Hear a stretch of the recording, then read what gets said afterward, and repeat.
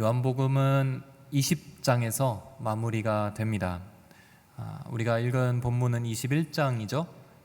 이 본문 바로 앞에 20장 마지막 구절이 이렇게 적혀 있습니다. 20장 30절, 31절 말씀에 이 책에는 기록되지 않았지만 예수께서는 제자들 앞에서 다른 많은 표적들을 행하셨습니다. 그러나 이것들이 기록된 목적은 여러분들로 하여금 예수가 그리스도이시며 하나님의 아들이심을 믿게 하고 또 믿어서 예수의 이름으로 생명을 얻도록 하기 위함입니다. 아멘. 마무리되는 느낌이 있죠. 예수님이 그리스도시다. 그리고 하나님의 아들이심을 믿게 하는 것, 그것이 이 책의 목적이고, 또 하나는 예수의 이름으로 생명을 얻게 하는 것. 우리가 이 땅에 살면서 예수님 이름으로 생명을 얻는 것, 죽음의 골짜기가 아니라 생명을 얻고 생명의 능력으로 살아가는 것, 이것이 요한복음을 쓴 요한의 의도였습니다. 그 의도는 이제 20장까지의 모든 이야기를 끝으로 마무리가 됩니다. 그러나 21장이 한 장 더 붙어서 저희들에게 전해져 오고 있습니다. 신학자들은 이 요한복음 전체에 부록이라고 봅니다. 마치 글을 다 쓰고 난 다음에 마지막에 에필로그를 쓰는 것처럼 요한복음이라는 책을 다 쓰고 부록으로 한 장을 덧붙여 놓은 것입니다. 왜 이 한 장이 덧붙여졌을까? 학자들은 그런 거에 관심이 많습니다. 이런 이유일 것이다 라고 그 21장을 분석하면서 이렇게 이유를 찾았습니다. 첫째로는 요한에 대한 성도들 사이에 소문이 있는데 그 소문을 해명하기 위함입니다. 어떤 소문이었냐? 예수님의 제자 요한은 지금까지 살아있다. 예전에 예수님이 그가 죽지 않을 것이라고 이야기하신 적이 있다 라는 소문이었습니다. 그래서 이 소문에 대하여 요한이 해명을 하게 됩니다. 21장 23절 말씀에 이 말씀 때문에 이 제자가 죽지 않을 것이라는 소문이 형제들 사이에 퍼졌습니다. 그러나 예수께서는 그가 죽지 않을 것이라고 하신 것이 아니라 단지 내가 돌아올 때까지 그가 살아있기를 내가 원한다 해도 그것이 너와 무슨 상관이 있겠느냐라고 말씀하신 것뿐이었습니다. 그렇게 말한 게 아니었다라는 해명을 하기 위함이었고요. 또 한 가지는 이 중요한 건데요, 베드로가 회복되는 것을 꼭 이야기해야 했기 때문입니다.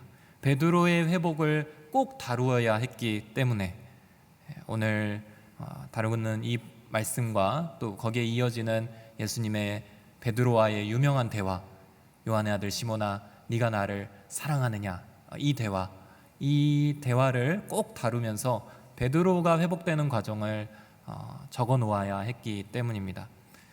우리 6월 한 달 동안의 금요 회복 예배의 주제가 다시 일으키시는 하나님이었습니다. 우리가 우리 자신을 회복시키시고 다시 힘을 주셔서 일으키시는 하나님을 묵상할 때 이 요한복음 21장의 베드로의 회복을 꼭 묵상해야 할 필요가 있습니다. 베드로가 지금 경험하고 있는 상처, 아픔은 우리가 충분히 공감할 수 있는, 그리고 잘 알고 있는 것입니다.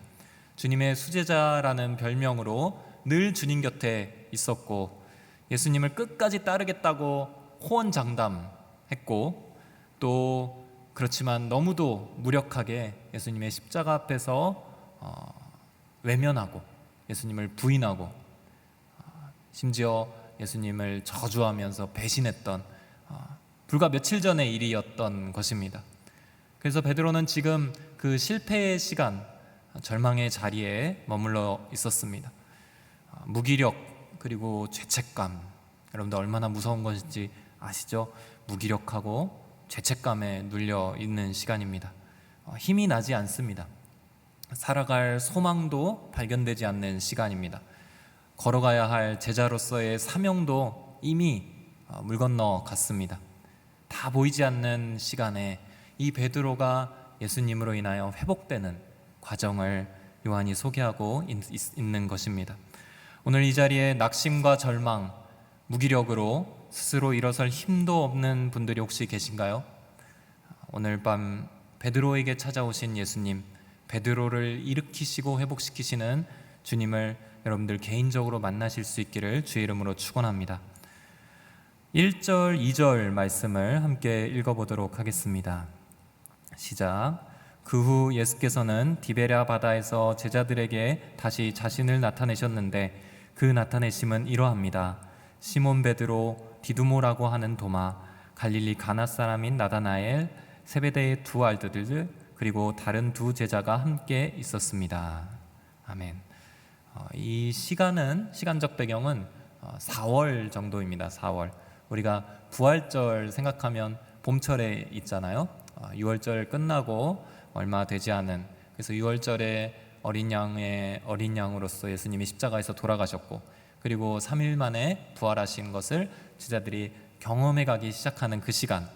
아직은 조금은 이 중동 지역에는 봄이지만 찬 기운이 있는 저녁 시간입니다. 아직 찬바람이 불어오는 시간, 한밤중에 이 이야기가 펼쳐집니다. 장소적인 배경은 갈릴리 바다입니다.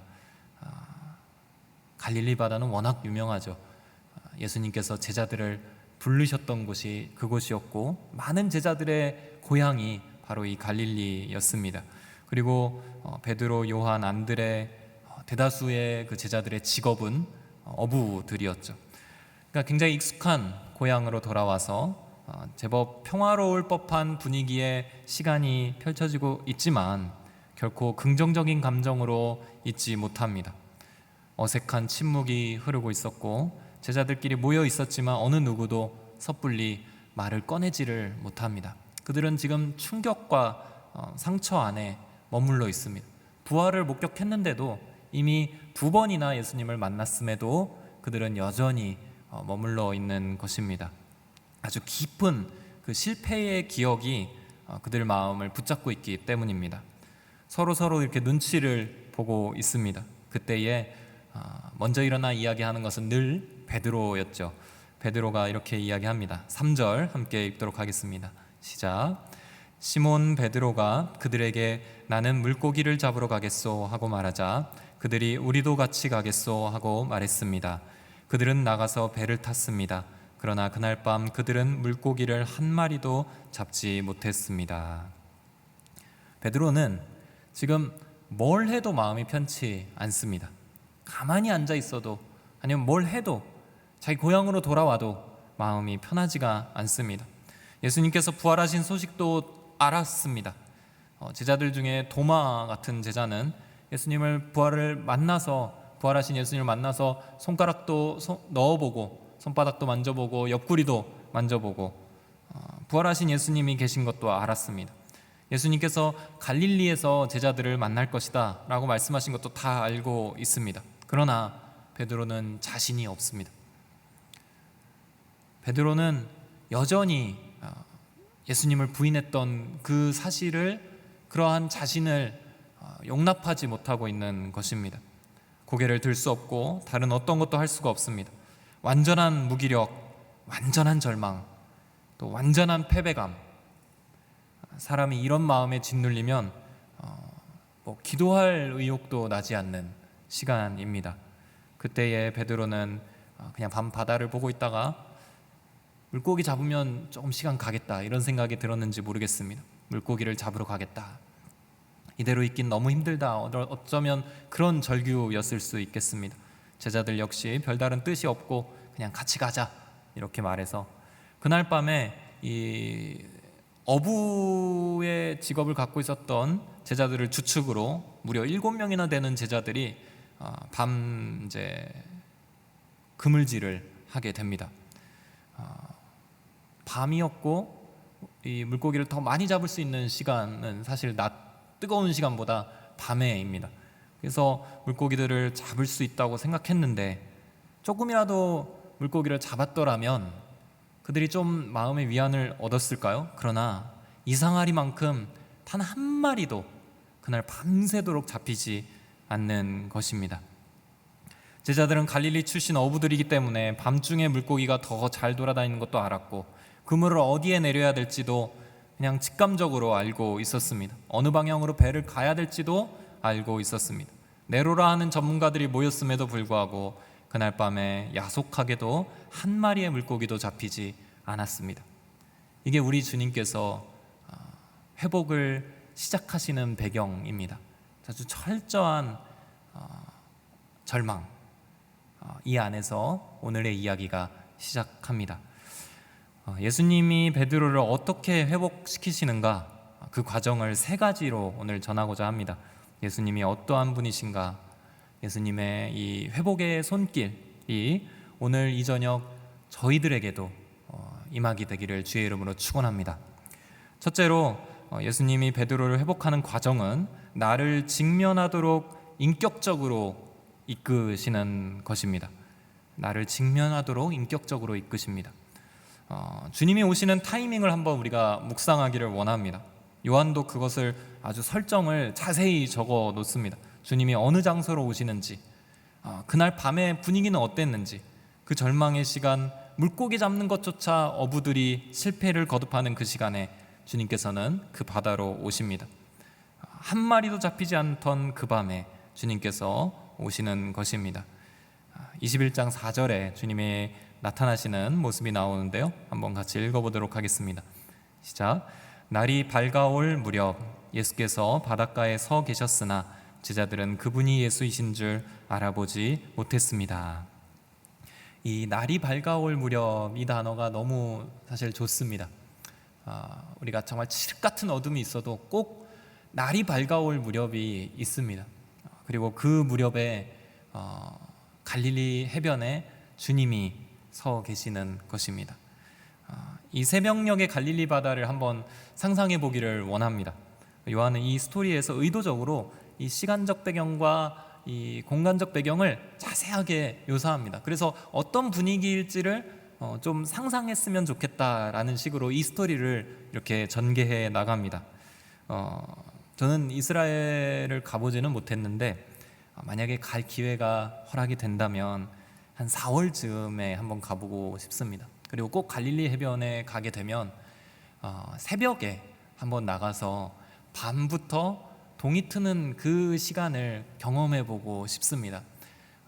많은 분들의 이야기로 따르면 그 시간이 너무도 아름답다고 합니다. 굉장히 조용한 이 바닷가이기 때문에, 물론 인적이 이렇게 드문 곳이어야 되지만 요즘은 관광객들이 많아져서 좀 그렇게 어렵지만, 관광객들이 없는 시간에 그 밤 시간은 이 철썩철썩 그 물이 와서 발을 부딪히는 소리마저도 들리는 아주 고요한 바다라고 합니다. 그리고 이 밤의 새벽이 지나서 이제 여명이 서서히 밝아올 무렵 이 수면에 하늘이 비치는데, 그 동이 트고 밝아오는, 그리고 저쪽에 산에서 넘어오는 해가 그대로 수면에 빛깔이 드러난다고 합니다. 그래서 하늘과 그 수면이 정말 아름다운 색깔로 물들어가는, 그게 이 갈릴리 해변의 동트는 무렵이라고 합니다. 참 아름다운 시간, 실제로는 실패를 거듭하고 있는 시간이죠. 굉장히 어둡고 낙담되고 한 마리도 안 잡히는, 소망도 없는 그 시간에 주님은 날이 밝아올 무렵이라는 표현을 쓰시며 그 옆에 서 계시는 것입니다. 날이 밝아오고 있다. 너희 안에 실패의 시간, 절망의 시간이라고 여겨지는 그 시간은 내가 오는 시간을 통하여 아름다운 시간으로 변하고 있다 말씀하시는 것입니다. 그런데 문제는 제자들입니다. 제자들은 주님을 여전히 알아보지 못합니다. 우리가 그렇죠. 주님께서 오셨을 때 주님을 알아보지 못합니다. 날이 어둡고 밝은 것이 문제가 아니라 주님의 시간이 되었음에도 주님을 깨닫지 못하는 것이 우리의 한계입니다. 사랑하는 성도 여러분, 주님이 오셨을 때 주님을 깨닫는 믿음이 우리 안에서 회복되기를 축복합니다. 주님이 저 멀리 서 계셔도 주님이구나 알아챌 수 있는 민감함이 우리 안에 있기를 원합니다. 그렇지만 그것이 없다고 해도 괜찮습니다. 오늘 제자들은 그것이 없었어요. 그런데 주님이 먼저 말을 걸어 오십니다. 찾아오시는 주님의 첫 마디도 우리가 주목할 필요가 있습니다. 어떤 말을 하시는가? 21장 5절에 제가 읽겠습니다. 예수께서 제자들에게 얘들아 물고기를 좀 잡았느냐 하고 물으시자 그들은 한 마리도 잡지 못했소라고 대답했습니다. 자, 여러분들이 만약에 이 배신당한 예수님이시고 그 부인하고 배신한 제자들을 여러분들이 만나게 된다면 첫 마디를 뭐라고 하실까요? 그냥 멱살을 잡고 흔들면서 너희 막 이렇게 그럴 법도 하죠. 근데 예수님은 여기서 어떻게 첫 마디를 꺼내시냐면 이제 기다리고 계신 거죠. 이 해변에서 찰싹찰싹 소리를 들으시면서 이 동이틀 무렵을 기다리고 계셨을 겁니다. 그리고 제자들을 향하여 말할 때가 왔을 때 예수님은 얘들아 물고기를 잡았느냐 이렇게 말씀하십니다. 생각해보면 실패의 현장에 오시는 하나님의 첫 마디는 항상 이런 식이었습니다. 우리가 잘 아는 아담이 범죄했을 때, 아담이 하와와 함께 선악과를 따먹고 숨었을 때 동산을 거니시는 하나님이 아담을 향하여 첫 마디가 아담아 네가 어디 있느냐 이렇게 물으셨습니다.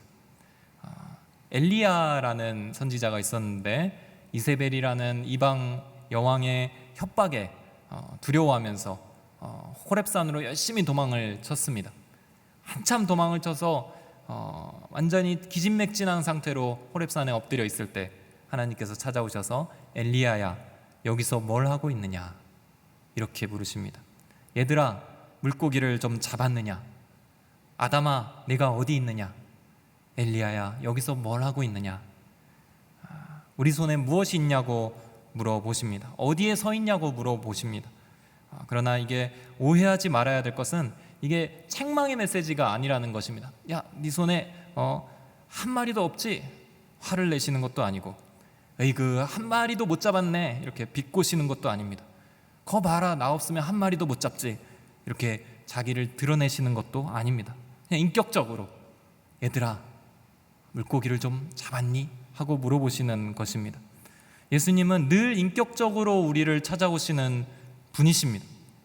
그 분의 인자하심은 어느 때 더 명확하게 드러나냐면 상한 심령에게 찾아가실 때 더욱더 그러합니다. 아주 일관적으로 예수님은 인격적으로 찾아와 말을 거십니다. 이사야서 42장 2절에서 3절에 예수님을 예언하는 이사야의 글입니다. 그는 소리치거나 목소리를 높이지 않고 거리에서는 목소리를 내지 않을 것이다. 그는 상한 갈대를 꺾지 않고 불길이 약해진 심지를 끄지 않을 것이다. 그는 성실히 공의를 베풀고. 상한 갈대를 꺾지 않고, 이게 예수님이십니다. 상한 심령을 꺾어 막 이렇게 뜯어버리고, 이건 보기 흉하다면서 막 낫으로 베어버리고 이렇지 않으시는 겁니다. 심지가 점점 약해지면서 타들어가는 초를 이제는 더 이상 불빛을 낼 수 없겠구나 하고 뚜껑을 덮어서 꺼버리는, 후 불어서 날리고 그 초를 버려버리는 그런 예수님이 아니라는 것입니다. 상한 갈대를 꺾지 않고 불길이 약해져 있는 심지를 끄지 않는 그런 예수님이십니다. 우리는 뭔가를 잘못하고 나서 그 잘못한 것에 대해 책망을 받을까 늘 두려워하고 있습니다. 실패의 자리를 냉엄하게 막 지적하면서 막 잘잘못을 따져 들어가는 그 심판이 우리에게 있을까 두려워합니다. 내가 무엇을 잘못했는지도 알아차리기도 전에 전혀 무자비하게 내게 날아오는 비수 같은 그런 질책이 참 견디기 어렵습니다. 우리의 이 두려워하는 마음을 사탄이 참 좋아합니다. 그리고 하나님을 오해하게 만듭니다. 하나님의 그 시선에서 돌아서 숨어버리기를 마음에 속삭입니다. 그런 걸로 하나님이 용서하시겠느냐? 베드로를 향한 사탄의 작업 방식이었습니다. 그런데 오늘 말씀에서 이 실패의 자리로 찾아오시는 주님의 음성은 한없이 부드럽고 인격적입니다. 베드로를 만나서 제일 먼저 화를 내시고 주님을 부인했던 그 죄, 그 배신을 막 따져 들어가셔도 사실은 할 말이 없습니다. 그러나 그렇게 하지 않으십니다. 그렇게 하지 않으세요. 주님은 기다리십니다. 동이 트는 아름다운 자연의 시간을 기다리시고 베드로가 실패의 자리를 실감할 정도로 기다리십니다. 그리고 우리의 자리로 찾아와 몸을 숙이시고 우리와 시선을 맞추신 뒤에 물어보십니다. 어떻더냐? 지금의 상태에 너는 만족하고 있느냐? 내 손에 어떤 열매가 있는지 좀 보이느냐? 뭔가 잡은 게 있더냐?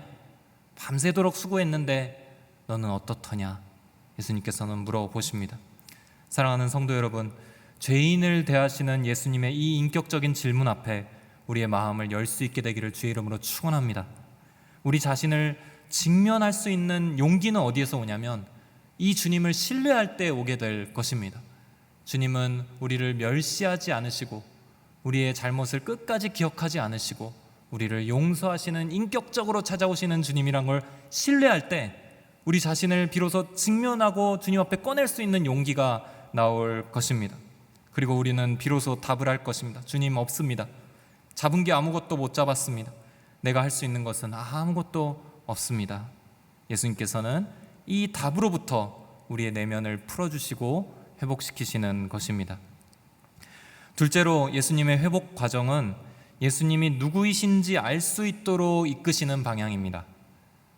오늘 말씀을 보면 요한이 이 스토리를 설명해 가는데 한 가지 테마가 있습니다. 그것은 예수님을 알아보는가입니다. 4절에서 거기에 서셨는데 예수님이신 줄 알아보지 못했습니다. 그리고 7절에 가면 이제 한 명의 제자가 주님이시다라고 알아보는 제자가 등장합니다. 한번 6절에서 7절 말씀 함께 읽어보겠습니다. 6절에서 7절 시작. 예수께서 제자들에게 말씀하셨습니다. 그물을 배 오른편에 던져보라. 그러면 물고기가 잡힐 것이다.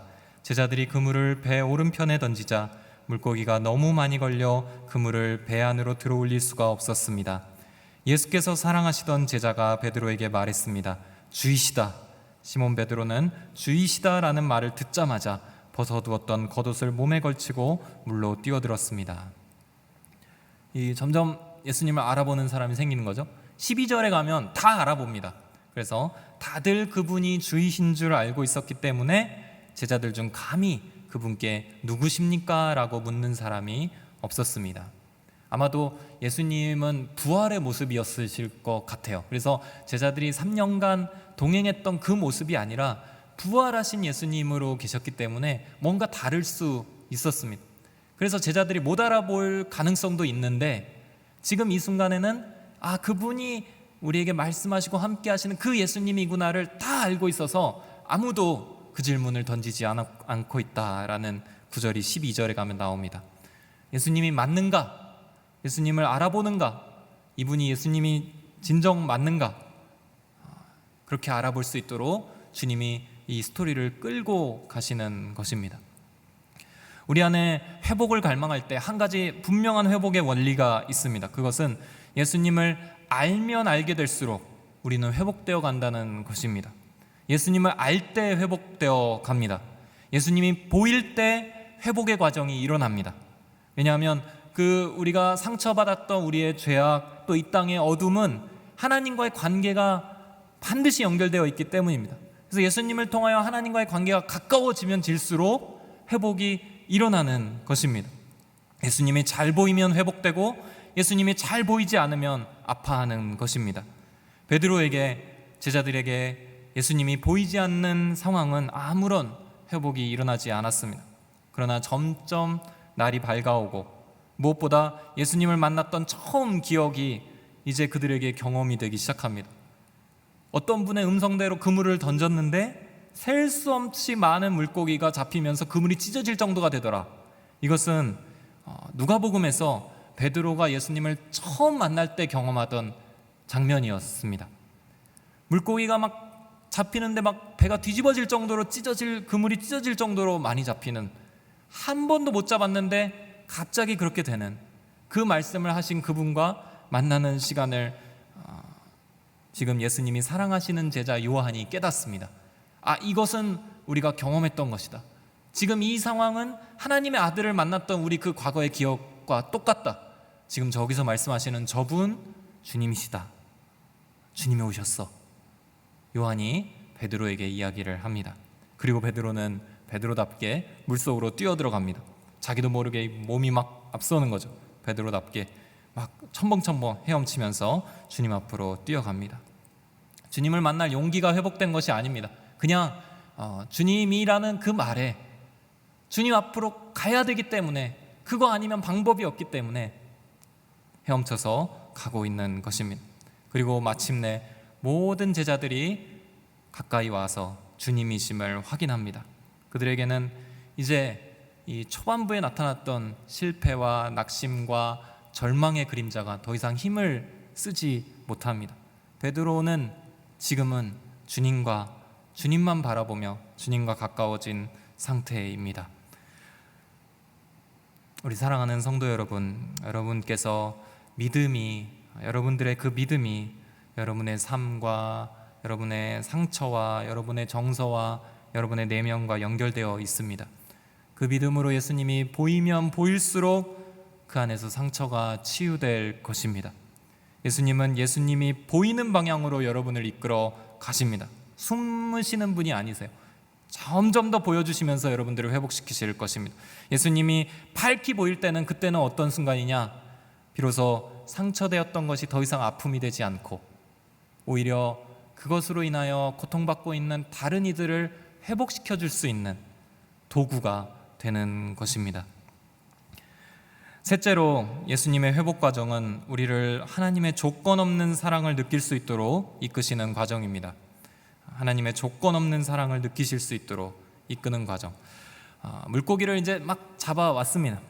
그물이 막 찢어질 정도로 그 그물을 무겁게 갖고 왔을 때 예수님께서는 아침밥상을 차려놓고 계셨습니다. 9절 말씀 함께 한번 읽어보도록 하겠습니다. 어떤 아침이었을까? 한번 읽어보겠습니다. 시작.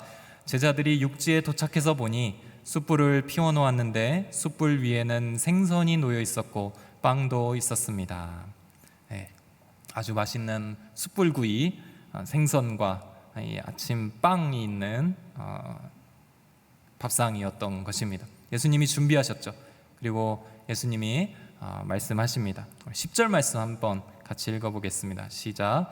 예수께서 제자들에게 말씀하셨습니다. 너희가 방금 잡은 생선을 좀 가져오라. 저는 이 표현이 너무 좋습니다. 방금 잡은 생선을 좀 가져오라. 새로 잡은 생선도 좀 가져와 봐라. 우리의 것을 가져오라고 하시는 것입니다. 주님이 다 완벽하게 차려놓은 식탁입니다. 예수님의 만찬, 주님께서 베푸신 숯불과 그 위에 이미 주님이 마련하신 생선과 빵이 이미 놓여져 있습니다. 그런데 주님이 다 하신 걸로 우리를 먹이시는 게 아니라 거기에다가 우리가 잡은 물고기 몇 마리 가져와라 말씀하시는 것입니다. 우리 자녀들이 어린 자녀가 유치원 같은 데서 이렇게 만들어 오면 그것을 보면서 와 정말 잘 만들었구나.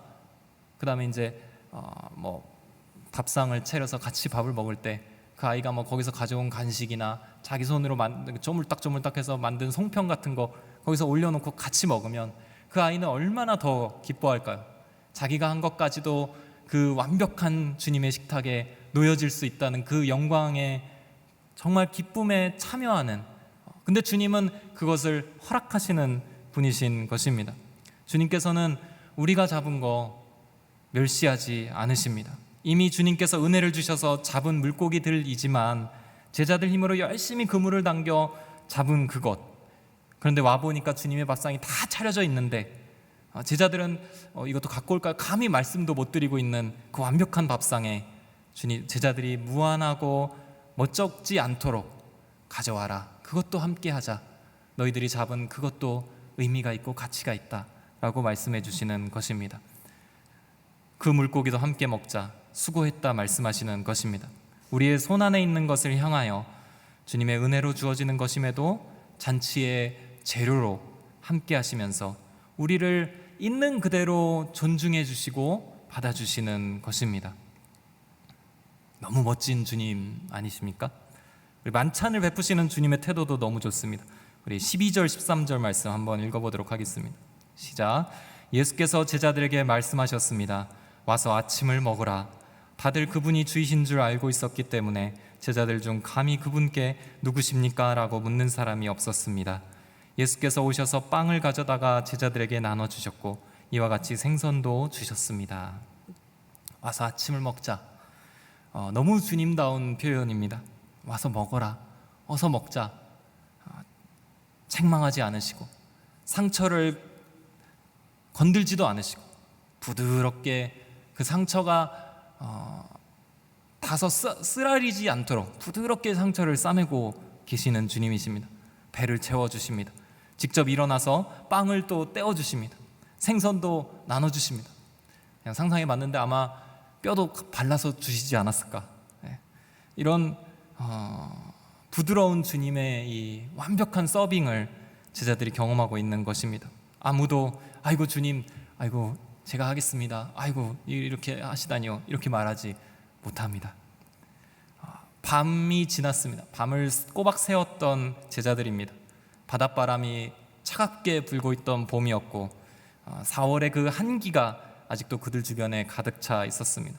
베드로는 아까 겉옷을 들고 뛰어내렸으니까 다 옷도 다 젖어 있는, 그런데 앞에 갔더니 숯불이 펴져 있고 생선과 빵이 맛있게 구워져 있고 주님이 그것을 친히 떼서 나눠주고 계십니다. 이 제자들의 한기에 주님의 온기가 전해집니다. 이것이 주님의 인격이고 주님의 인자하심입니다. 사랑하는 성도 여러분, 베드로와 제자들은 이 온기를 기억할 필요가 있었습니다. 이제 베드로는 주님 앞에 마음이 완전히 열려졌습니다. 마음이 완전히 녹아내려져서 이제 다 식사를 마치고 나서 주님의 그 치유를 받아들일 준비가 되었습니다. 주님은 식사 이후에 그 유명한 대화, 요한의 아들 시몬아 네가 나를 사랑하느냐. 네 주님, 주님이 아시지만 제가 주님을 사랑하는 줄 주님께서 아십니다. 요한의 아들 시몬아 네가 나를 사랑하느냐. 네 주님, 내가 주를 사랑하는 줄 주님께서 아십니다. 요한의 아들 시몬아 네가 나를 사랑하느냐. 네 주님, 근심하면서 모든 것을 아시는데 내가 주를 사랑하는 줄 주님께서 아십니다. 이 고백하는 일이 벌어집니다. 베드로가 부인했던 그 3번만큼 사랑의 고백을 3번의 기회를 주면서 할 수 있도록 주님께서 이끄시는 것입니다. 우리 하나님의 사랑은 무조건적인 사랑입니다. 이 사랑의 품은 넉넉하고 우리에게 충분한 만족을 줍니다. 주님의 음성 안에서 우리는 얼마든지 회복을 경험할 수 있습니다. 이 음성을 들을 때 회복되지 못하는 상처는 없습니다. 오늘 주님 앞에서 마음을 열기 어려우셨던 분들이 계시다면 주님의 이 뜨겁고 무조건적인 사랑을 신뢰하실 수 있기를 축복합니다. 사도 바울이 고백하는 주님의 별명이 있습니다. 바울 자신이 이미 예수 그리스도를 핍박하던 자였습니다. 예수님을 믿는 사람들을 잡아 죽이는 일에 앞장섰던 사람이었습니다. 그러나 그가 예수님을 만나고 예수님의 용서를 경험하고 예수님의 풍성한 사랑을 경험한 뒤에 고린도 교회에 보내는 편지에서 그가 하나님을 이렇게 표현합니다. 고린도후서 1장 3절에 하나님 곧 주 예수 그리스도의 아버지, 자비의 아버지, 모든 위로의 하나님께서는 찬양받으실 분입니다.